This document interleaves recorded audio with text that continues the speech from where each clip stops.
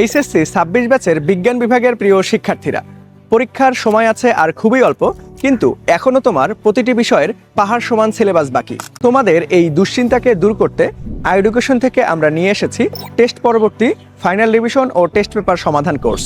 এই কোর্সে প্রতিটি বিষয়ের বোর্ড পরীক্ষার প্রশ্ন ও দেশের শীর্ষস্থানীয় কলেজের টেস্ট পরীক্ষার প্রশ্ন অ্যানালাইসিস করে একদম কম্প্যাক্ট আকারে ফুল সিলেবাস কমপ্লিট করা হবে।